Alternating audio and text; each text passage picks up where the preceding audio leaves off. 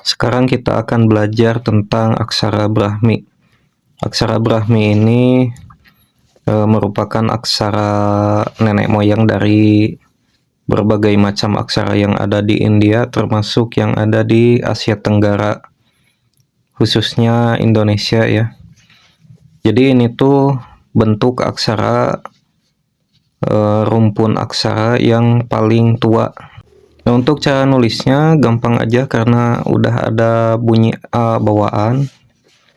Terus di sini ada vokal mandirinya. Kalau ini variasi ya. Variasi bentuk lainnya, tapi kita pakai yang ini aja. Karena kebetulan ini dipakainya buat nulis bahasa Sanskerta atau bahasa India ya. Jadi kita pakai nulis bahasa Indonesia aja, cuman nanti ada penyesuaian. Coba kita nulis kata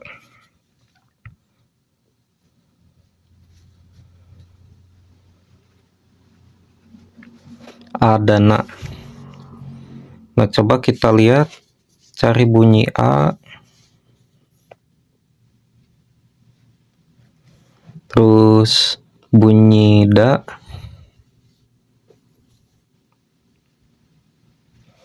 terus bunyi Na. Adana. Nah, terus kalau nulis kata Jakalana,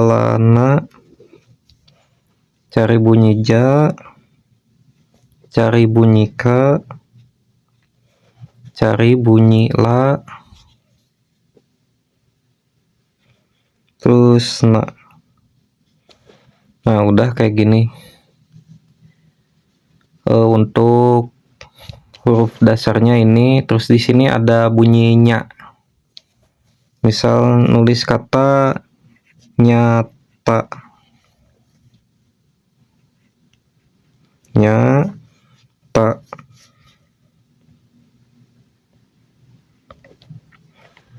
Ya kayak gini. Terus di sini ada bunyi nga. Misal ngaca.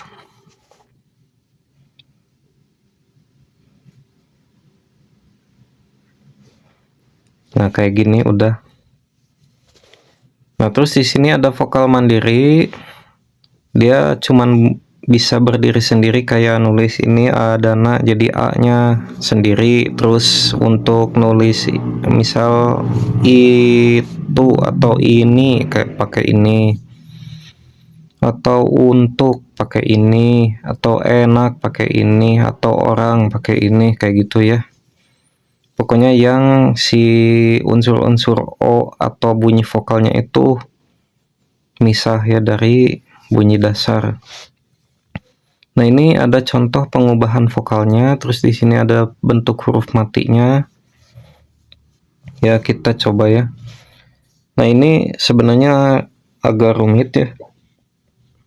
Rumitnya itu karena untuk penempelan si bunyi vokalnya ini kita situasional, tergantung bentuk hurufnya. Jadi kadang bisa ditaruh di pinggir, kadang harus agak ke tengah, kadang harus di atas, kadang harus agak ke pinggir.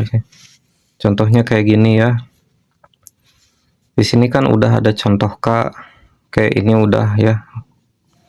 Nah, gimana kalau kita pakai contoh bunyinya, misal nyuci. Kita tulis dulunya. Nah, kan ini bunyi K kayak gini contohnya. Maka kita berdasarkan contohnya yang ini ke, nah kayak gini. Jadi nyu ya, asalnya kan gini, terus jadi nyu, terus ca, terus cari. Nah, ini kan kayak gini. Nah, gimana caranya? Ya kita samain kayak gini, nyuci kayak gitu. Nah, contohnya kalau suci gimana? Suci. Tulis dulu sa, sama ca. Nah ini ci, terus ini sa-nya untuk bunyi u-nya apakah harus miring atau ke bawah? Nah di sini situasional ya, bisa ke bawah, bisa miring ya. Kalau saya sih milih ke bawah aja lah ya, kayak gini. Jadi suci, kesini juga boleh. Jadi situasional ya. Soalnya ini emang nggak ada standarisasi harus kayak gimana. Kalau misal hujan, tulis H ya, terus U-nya di mana? Kalau ke pinggir kan nanti nabrak huruf lain, jadi ke bawah. Terus ja, terus N. Nah ini na kan, kita mau matiin si bunyi na ini jadi N doang. Nah ini fungsinya buat matiin, taruh di atas. Jadi hujan. Nah sekarang permasalahannya mungkin soal bunyi pepet ya. Kayak misal nulis kata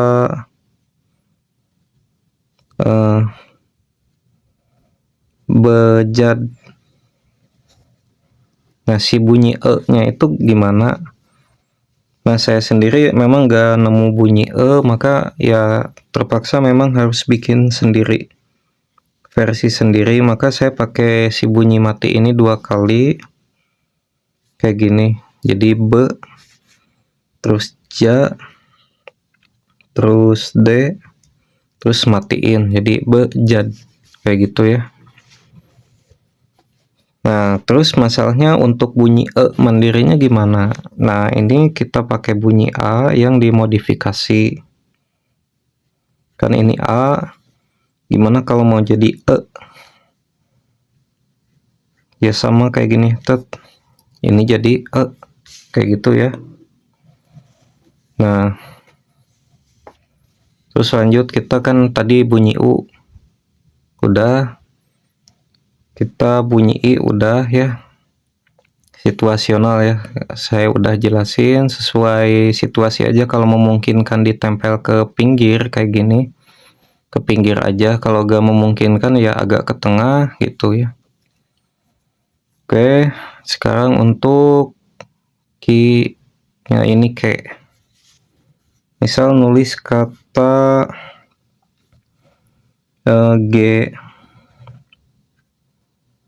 gelo, tulis dulu ga. Nah ini kan ke kiri ya, si garis ininya ke kiri. Nah untuk G ini apakah memungkinkan di sini? Ya kayaknya sih enggak ya. Bisa tapi kurang ini ya. Paling saya bakal taruh di sini aja kayak gitu. Terus bunyi la. Nah di sini kan la itu garisnya di 2 sisi kiri kanan, berarti ya kiri kanan sama kayak gitu ya. Terus lanjut, misal nulis kata, nah misal ngeja, tulis nga, terus ja. Nah masalahnya kita apakah taruh di sini atau di sini ya. Kalau di sini cocoknya di sebelah sini, karena kalau di sini nanti kita bakal rancu dengan bentuk huruf nah atau huruf lainnya, nanti susah ngebedain. Jadi di sini aja. Jadi sesuai situasi, pokoknya kita pilihannya antara di sini gitu ya, disesuaikan aja. Terus misal apalagi ya, ini gak dipakai di bahasa Indonesia, jadi gak usah lah ya. Ya udah,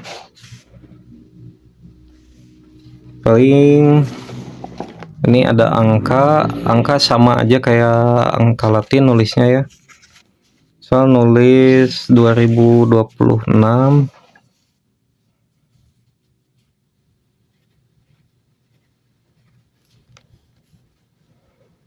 Nah, tulis aja langsung 2.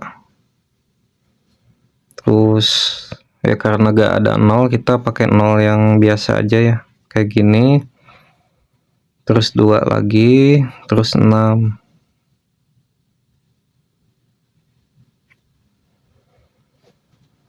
Atau 1945. 1 9 4 5. Ya kayak gitu, gampang kan. Jadi ini tuh aksara nenek moyang dari aksara-aksara India dan di Asia Tenggara. Jadi sebelum ada aksara Pallawa yang lebih tua ini. Makanya para peneliti juga masih kebingungan ya tentang asal-usul aksara ini dari mana, tapi yang jelas bahwa aksara ini tuh aksara yang paling tua yang mengawali berbagai aksara di India sama di Indonesia. Kalau di Indonesia kan yang paling tua atau yang paling pertama dipakai itu kan aksara Pallawa. Nah, ini yang lebih tua dari aksara Pallawa. Dari segi bentuk juga kan mirip-mirip ya. Saya bahas aja sekilas ya tentang kemiripan aksara Pallawa sama aksara Brahmi. Nah, di aksara Brahmi dia kayak gini, K, bunyi K. Nah, di aksara Pallawa dia kayak gini.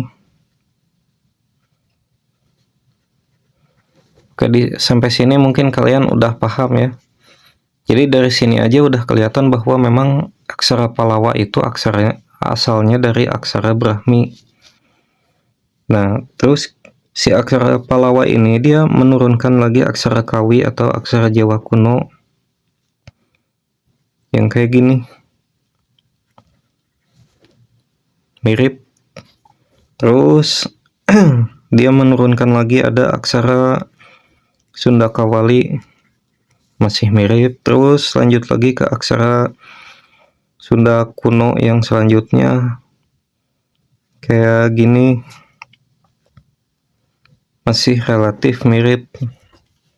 Jadi dia masih satu keturunan gitu ya. Nah, untuk kalau misal kalian tertarik misal untuk mendalami tentang kemiripan-kemiripan aksara Brahmi sama Pallawa atau sama aksara Nusantara, nanti kita bahas di video lain ya. Tapi untuk sekarang ini aja dulu, silahkan dipelajari, dipakai menulis.